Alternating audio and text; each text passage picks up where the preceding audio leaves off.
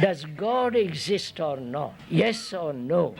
This is a lovely question, isn't it? What is God? We are investigating. I'm not denying God. Who invented God?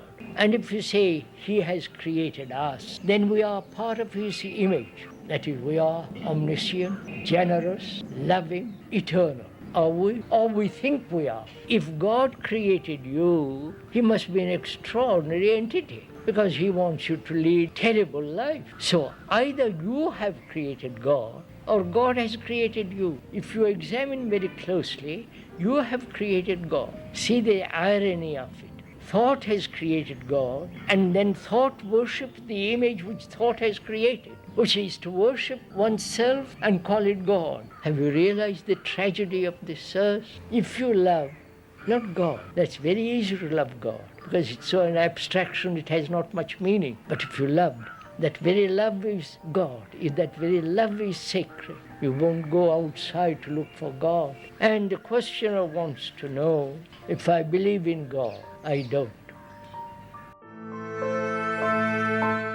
You've just heard Jiddu Krishnamurti's answer to one of humanity's oldest questions, a question that has been asked from the ancient Sumerians to the modern day. When you or I are asked this question, our response is almost always a conclusion: yes, God exists, or no, God doesn't exist, depending on what we've learned or experienced. But whenever such questions are posed to mystics like Krishnamurti, Sadhguru, or Alan Watts, they don't seem to give a straight answer. Instead of a simple yes or no, their responses can feel confusing, as if they are circumventing the question entirely. In the clip you just saw, Krishnamurti does exactly this. He doesn't offer the comfort of a yes or the finality of a no. He neither affirms nor denies God. When you listen to a mystic, to simply accept or reject their position is to miss the profound opportunity they present. What if the real problem isn't the answer, but the question itself? What if the true inquiry is not, does God exist, but rather, why do we, as human beings, have such a powerful and persistent need to ask in the first place? This video is a commentary on Krishnamurti's words, but it is also a deep dive into that very need. Together, we will explore the mind's ancient architecture, examining the invisible blueprint of belief where our gods are assembled, piece by piece, and what it truly means to seek an answer outside of ourselves for a question that arises from within. So, when this duality-prone mind comes across a question like this, instead of being patient and understanding that the answer cannot be a conclusion, out of sheer habit, it falls back to its dualistic process. It seeks an external authority, either to receive a conclusion or to concretize one it already has. This is where we encounter the elegant trap of the symbol versus the reality, of comfort versus truth. Alan Watts described this perfectly. He said we consistently mistake the menu for the meal. A menu describes food, its ingredients, its preparation, but no matter how beautifully written, you cannot eat the menu to satisfy your hunger. The menu is a pointer, a symbol. The meal is the reality, the direct experience. This is the exact same point Jiddu Krishnamurti makes when he states simply that the word is not the thing. The word God is a menu item, but we spend our lives debating the description, worshiping the menu, and fighting over the wording,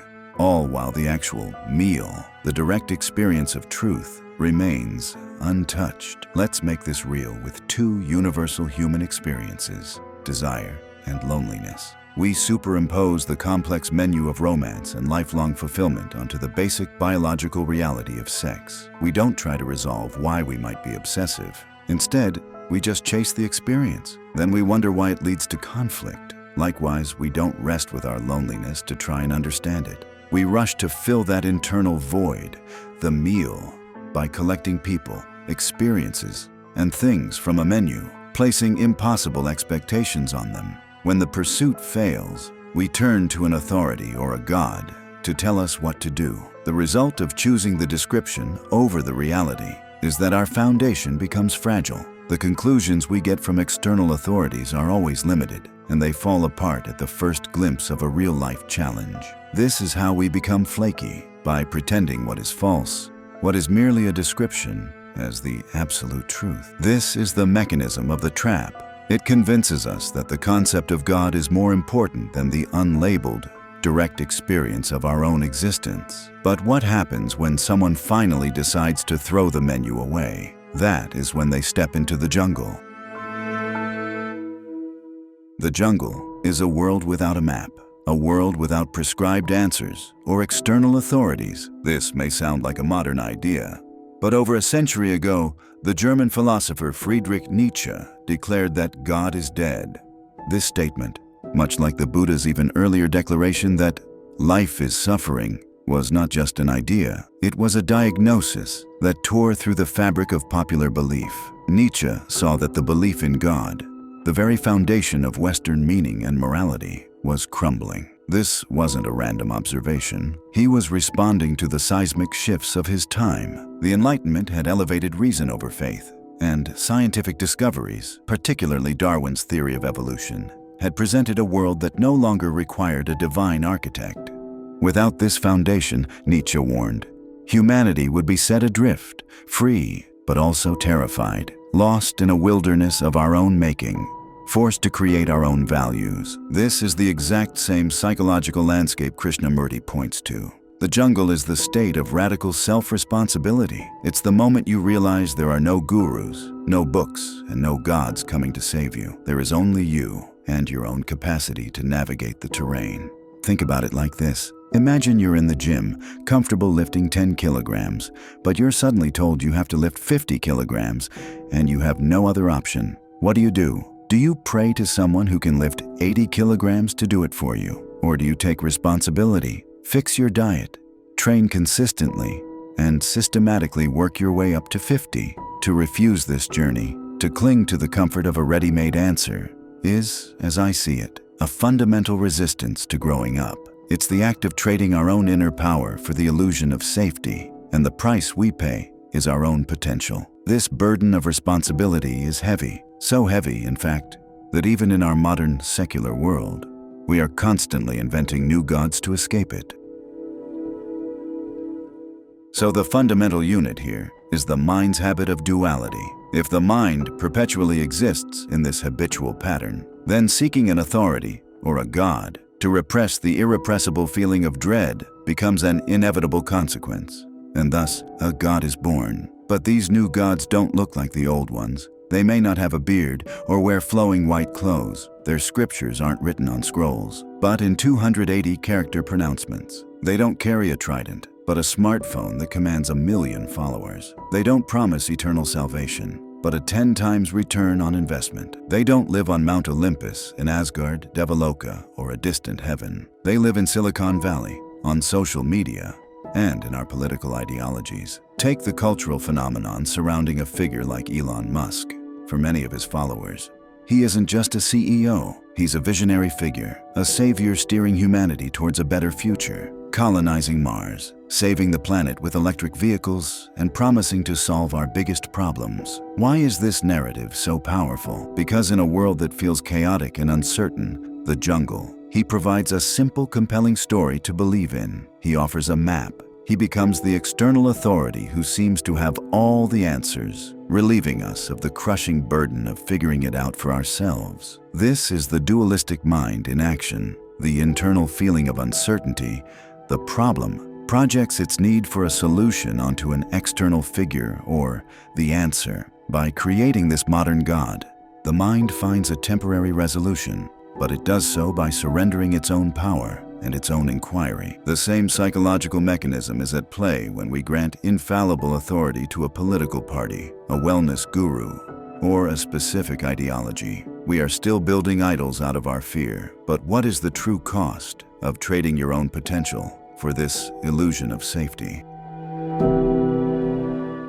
The cost is your mental clarity. There is a reason the mind is at the top of your body. The quality of your mind dictates the quality of your life. When you suspend your mental clarity by loaning it off to an authority, your life is not yours anymore. Your decisions are not yours. Your actions are not yours. It's like the ship of your life has a foreign captain, and all that will be yours is the guilt when you realize it has docked at a destination you never wanted. The cost is unrealized potential, the loss of serene joy, a lack of self-control, and the missed opportunity to discover what lies beyond the comfort of a ready-made answer. If the jungle of self-responsibility is terrifying, and the modern gods are just a trap, where is the way out? The mystics and philosophers we've discussed all point in the same direction. The way out of the jungle is not to find a better map or a better god. The way out is in. But turning inwards is not a vague idea. Anyone can give you cheap advice to fix yourself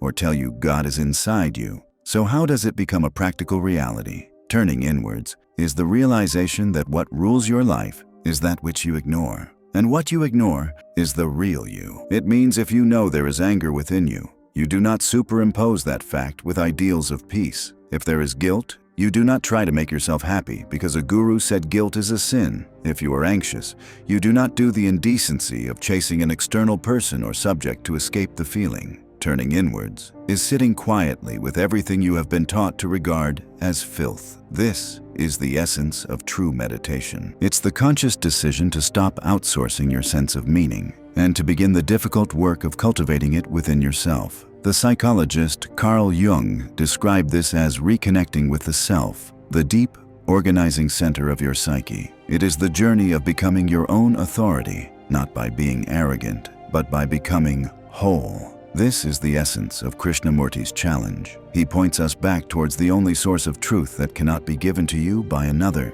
your own direct, unfiltered observation of reality. This is not a path of belief, but of seeing, and it leads directly to the rediscovery of a power you already possess. So, what is this power? It is the power to finally see that your weakness is not who you are. It is a conditioned state. You were not born weak. You were taught to be weak, roped into a shell of insecurity through the baits of fear and pleasure. But if your innate state is one of power, why is this weakness so strong? Why can't you flip a switch and shift from a state of weakness to a state of power? The reason is identification. Your mind is like an iceberg. The thoughts and feelings you're aware of are just the tip floating above the water. The real, dense root of the mind is the unconscious, hidden deep below the surface. Over millennia of evolution, this unconscious mind has captured your real power and built a false identity around its absence. This is why you feel like a small, insignificant speck in the cosmos, because this false idea is supported by the unrelenting momentum of a conditioned identity. The challenge Krishnamurti wants you to undertake is to explore what lies beneath these layers, not for his sake, but for yours. And the most ironic part of it all? Your mind is designed for the bliss of freedom and the dignity of profound responsibility. But this true power is held hostage by a single, weak thread, the habit of dualistic thinking and of seeking something outside of yourself. Therefore, your energy must be redirected. It begins with a base decision born of healthy skepticism, leading you to turn away from the search for external saviors and towards the singular goal of bringing clarity to your own mind. The tools for this journey are skepticism, introspection, and a scientific temperament of questioning, not to find a final, comfortable answer, but as the mystic Lao Tzu might put it, to discover a life of flow, a life of clarity, a life of power, of joy, and of true, authentic responsibility. The journey out of the jungle begins with a single, simple question, steeped in honesty. The key word here is journey, and in this journey, you have taken the hardest first step.